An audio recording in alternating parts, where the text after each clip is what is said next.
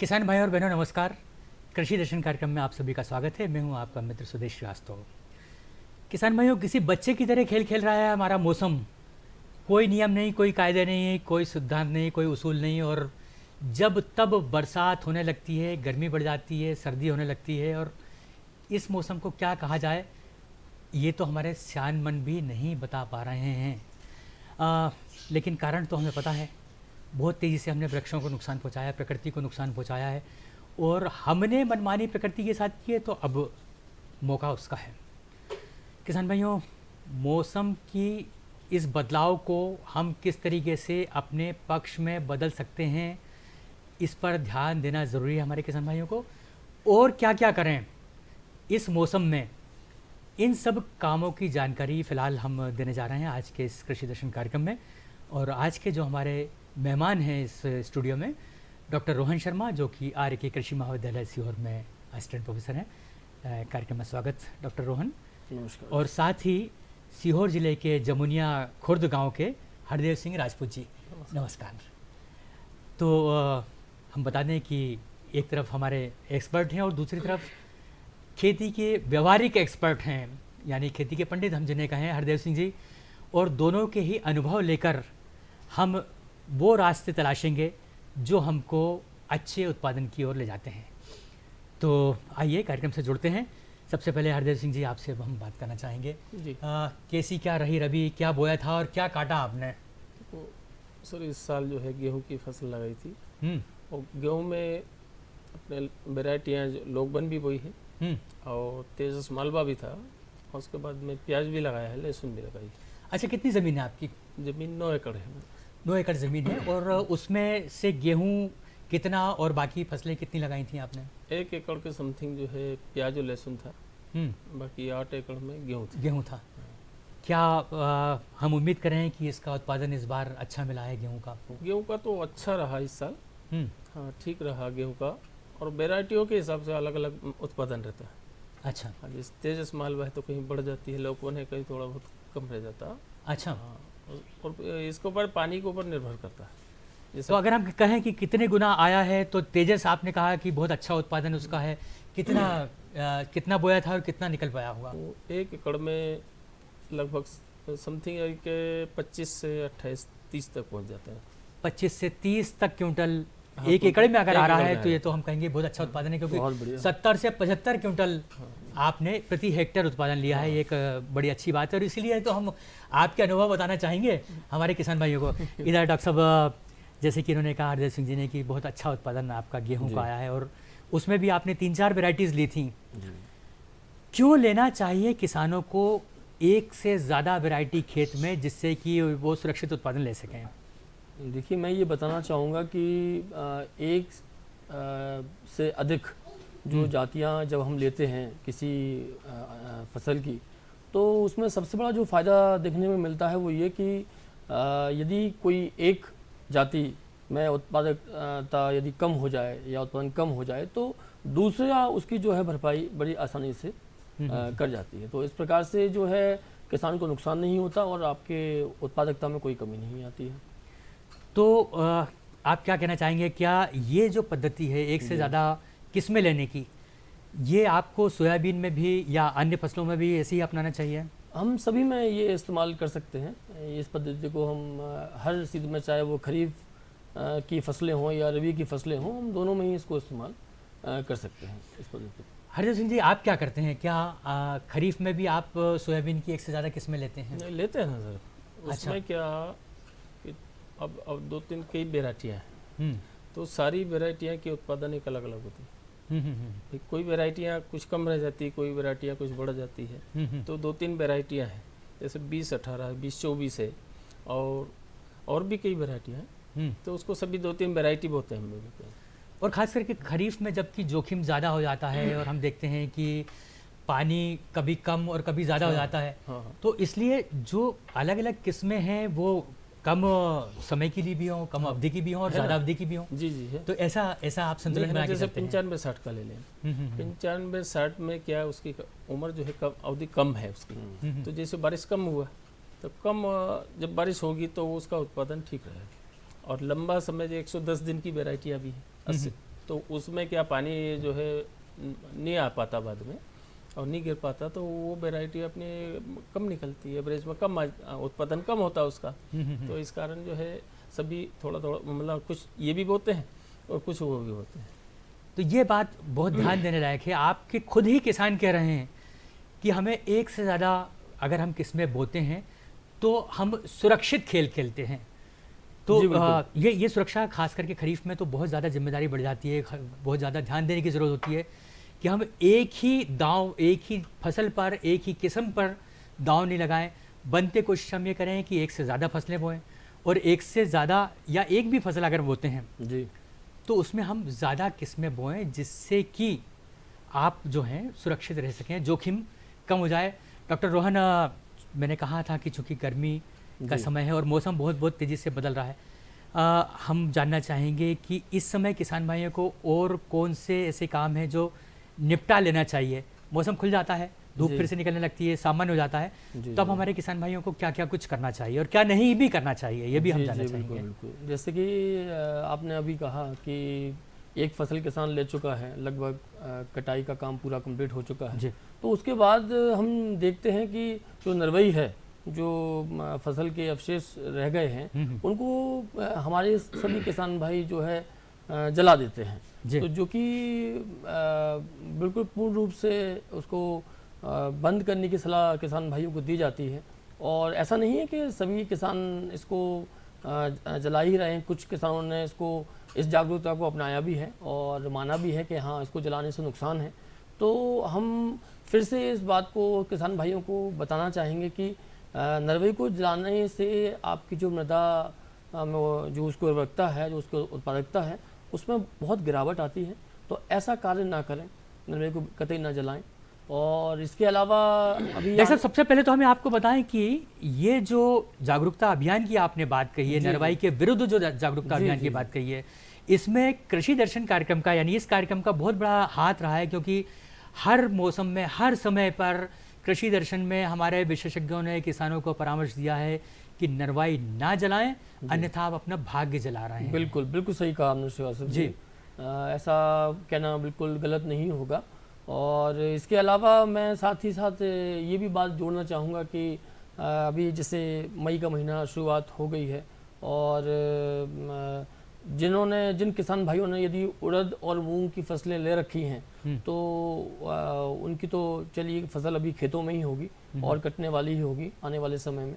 लेकिन जिन्होंने ये उड़द और मूंग की फसल नहीं ली है, तो मैं ये कहूँगा कि उनको गहरी जुताई, ग्रीष्मकालीन जुताई जिसे हम कहते हैं, उस बात पर वो ध्यान देना वाली बात, ये एक बात है।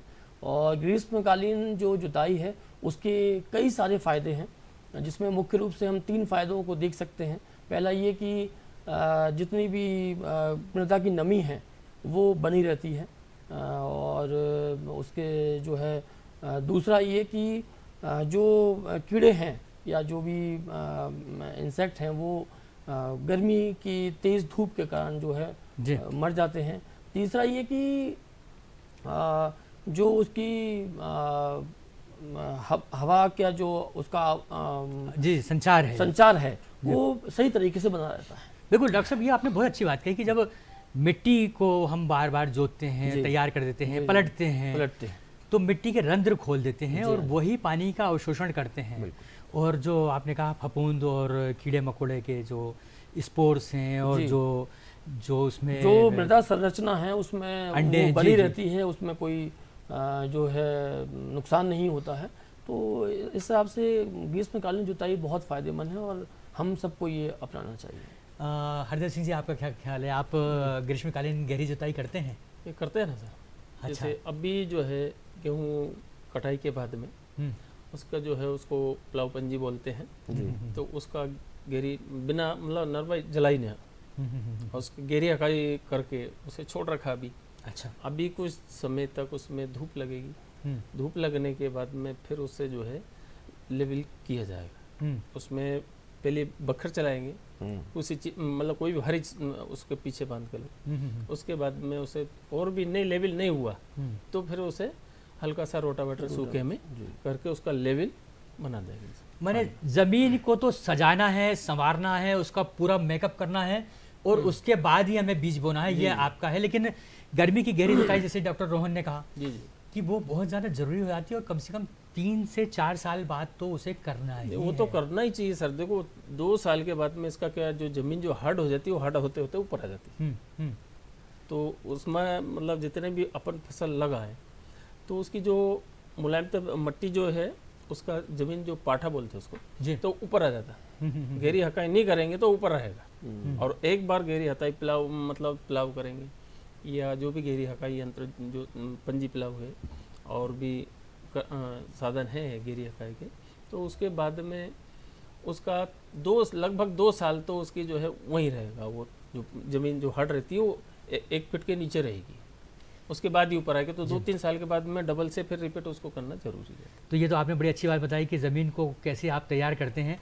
लेकिन ये ज़मीन की सब तैयारी करने के लिए आपके पास कौन कौन से कृषि यंत्र हैं? कृषि यंत्र अभी प्लाऊ भी है अपने पास सारा। ट्रैक्टर है आपके पास? ट्रैक्टर है और उसके बाद में रोटावेटर भी है, कल्टीवेटर भी है। अभी इतने साधन है अपने पास। अच्छा, तो ये जो साधन आपके पास हैं हरदेव सिंह जी, ये सिर्फ आप ही उपयोग करते हैं या इनका उपयोग या उसका फ़ायदा जो है आपके गांव के और आसपास के गांव के दूसरे लोग भी लेते हैं? देखो ये तो अपना तो करना ही है और यदि कोई किसान चाहे तो दूसरे उसको भी करते हैं। अच्छा, हाँ, तो उससे कुछ किराया आमदनी कुछ हो जाती है? हाँ, वो किराए से चलता है। फिर दूसरे चाहते हैं कि भाई हमारा प्लाव करो या रोटावेटर करो, तो सभी में किसान भाइयों का जो गांव में भी है तो सभी करवाते हैं। चलिए, कितनी अच्छी बात है कि जब आपके पास कृषि यंत्र हैं और वो किसान भाई जिन्होंने कस्टम हायरिंग सेंटर खोल रखा है अपने गांव में। अभी तो देखो कृषि अभियांत्रिकी ने विज्ञापन भी जारी किया है कि आप अपने गांव में कस्टम हायरिंग केंद्र खोलना चाहते हैं तो संपर्क करें, कृषि अभियांत्रिकी संस्था की वेबसाइट पर जुड़ें।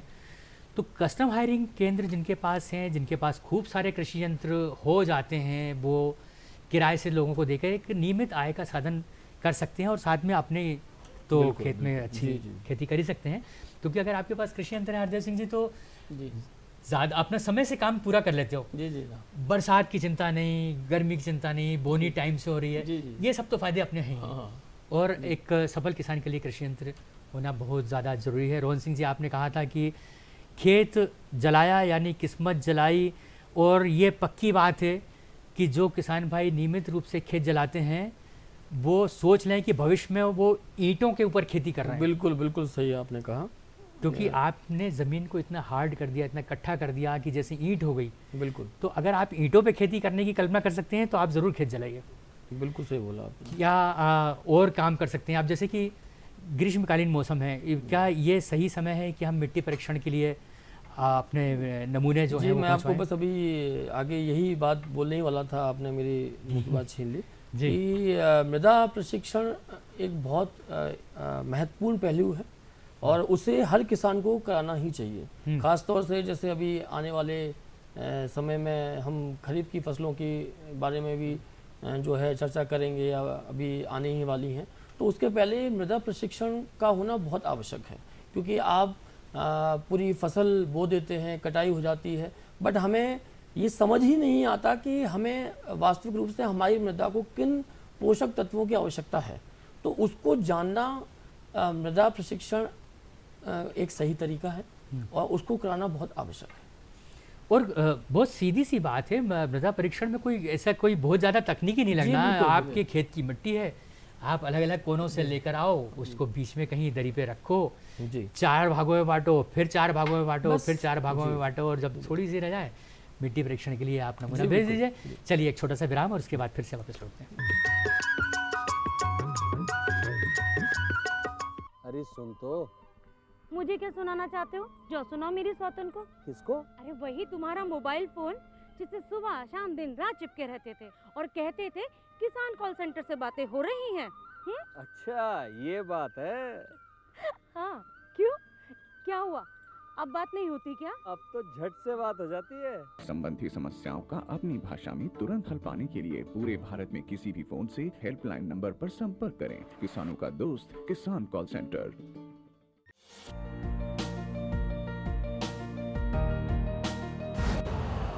यूरिया का स्वदेशी उत्पादन 70 लाख टन बढ़ाने के लिए 6 उर्वरक संयंत्रों का उद्धार किया जा रहा है। FCIL के गोरखपुर, सिंदरी, तलचर और रामागुंडम संयंत्र, HFCL की बरौनी इकाई और BVFCL की नामरू फोर्थ। सोने पर सुहागा ये है कि देश में अब बनेगा सिर्फ नीम लेपित यूरिया, क्योंकि इससे होगा किसानों का फायदा ही फायदा। अनाज का उत्पादन 10% तक बढ़ेगा। बढ़ेगी 10 से 15% नाइट्रोजन क्षमता।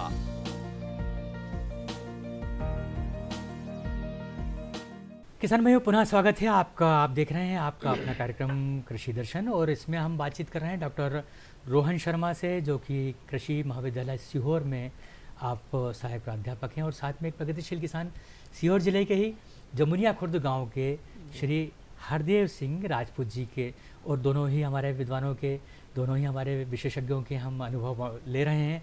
और डॉक्टर साहब, ब्रेक पर जाने से पहले हमने कहा था कि सबसे पहले तो नरवाई ना जलाएं, और करना क्या है, मिट्टी परीक्षण करवाना है। और ऐसे कौन से काम है जो हमारे किसान भाइयों से आप करवाना चाहेंगे या बताना, याद दिलाना चाहेंगे कि अभी कर लो भाई, टाइम है? उसमें उसके अलावा एक मुख्य कार्य ये भी है कि जैसे अंकुरण परीक्षण जिसे हम कहते हैं, तो उसे किसान भाई हमारे जो हैं बड़ी आसानी से घर में ही कर सकते हैं। जो भी अनाज वो उगाने वाले हैं या बोने वाले हैं, उसको वो बड़ी आसानी से उसका जो परीक्षण है वो घर में ही अंकुरण के रूप में करें, ताकि उनके ये समझ आ सके कि कितने प्रतिशत जो है संभावना है अच्छी उत्पादकता की, अच्छे उत्पादन की। तो वो भी एक अच्छा तरीका है। जी बिल्कुल, अंकुरण परीक्षण करना चाहिए। आपके प्याज, लहसुन और ये सब कहाँ है भाई? ये हरदेव सिंह जी जो हैं जी, वो भी बहुत सारे ऐसे नमूने लेकर आए हैं जो हमें अभी दिखाएंगे।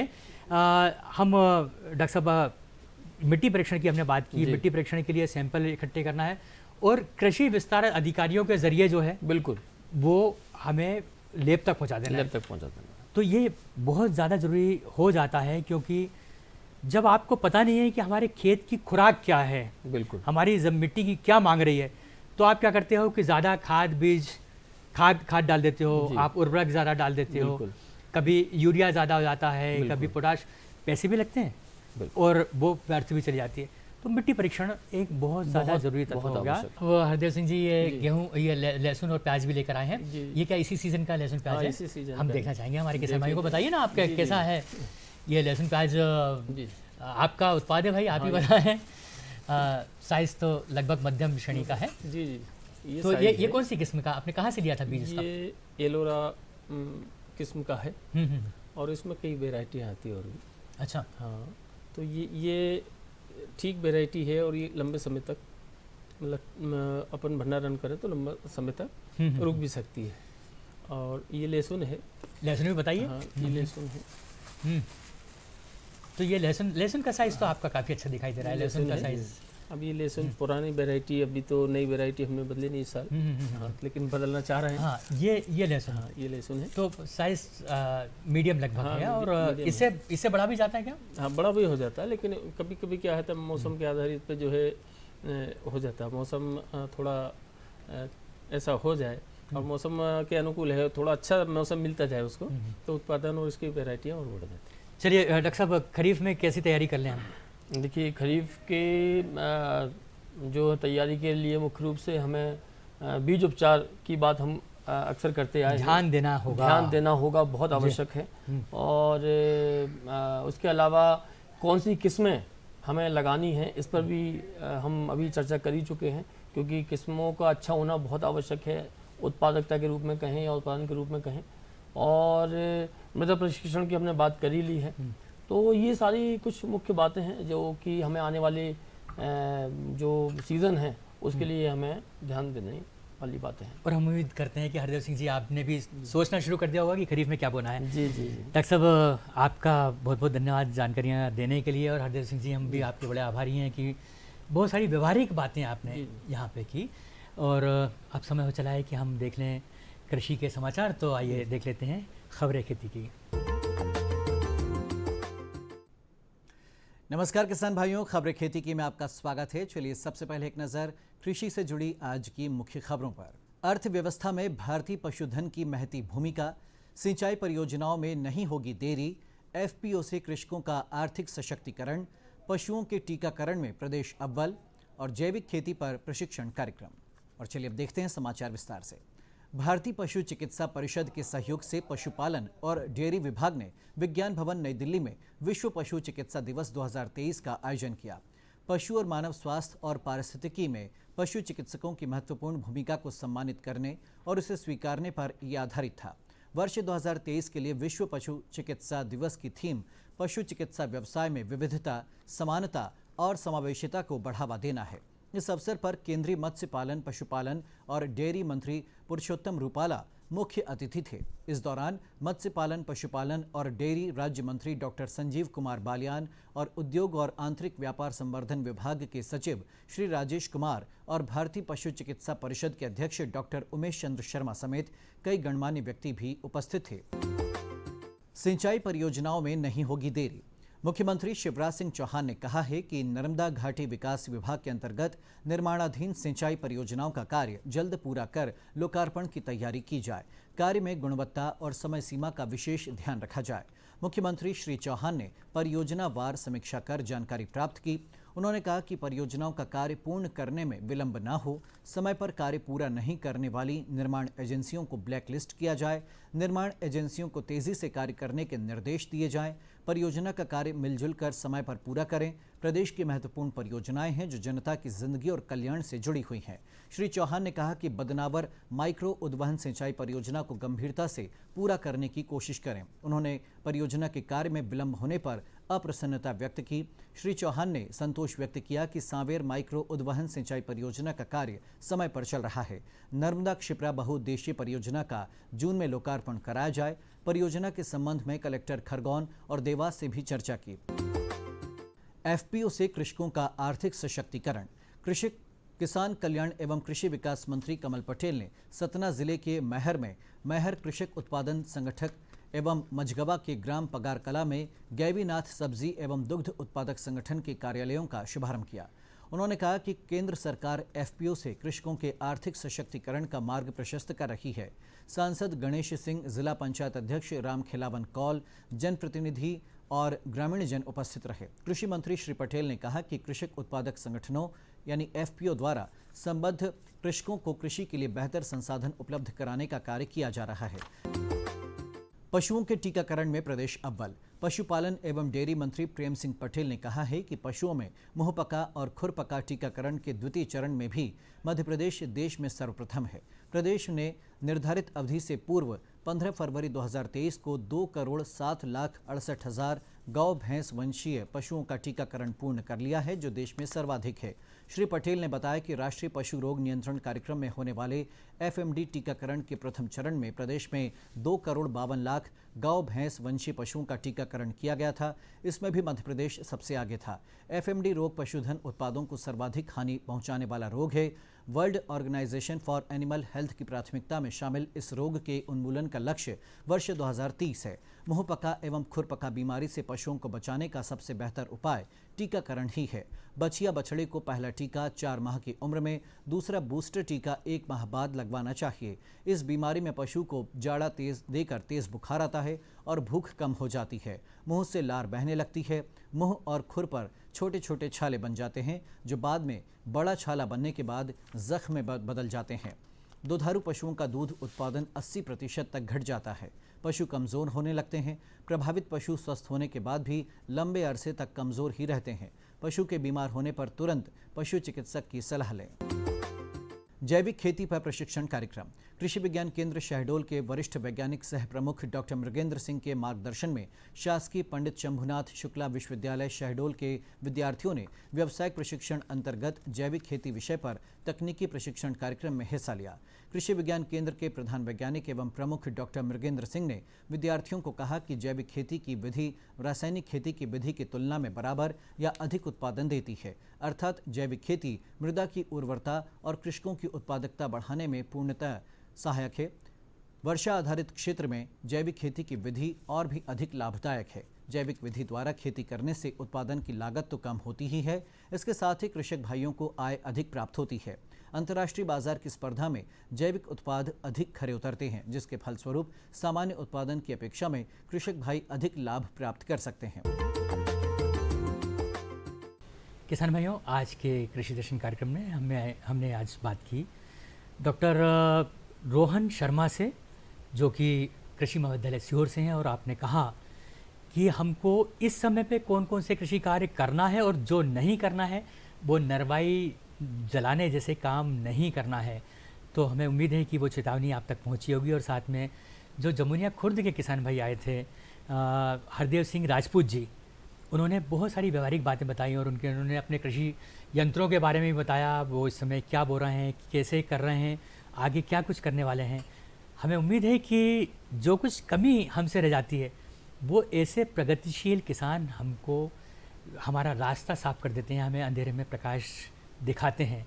और प्रगतिशील किसानों से मिलवाने का उद्देश्य यही होता है कि सरकार की योजनाएं, कार्यक्रम और तकनीकी सूचनाएं कैसे वहां तक पहुंच पा रही हैं, उसको कैसे हमारे किसान भाई ग्रहण कर रहे हैं। तो हमें उम्मीद है कि आज का ये कार्यक्रम आपको हमेशा की तरह उपयोगी लगा होगा। इसी के साथ हमें आज्ञा दीजिएगा। नमस्कार।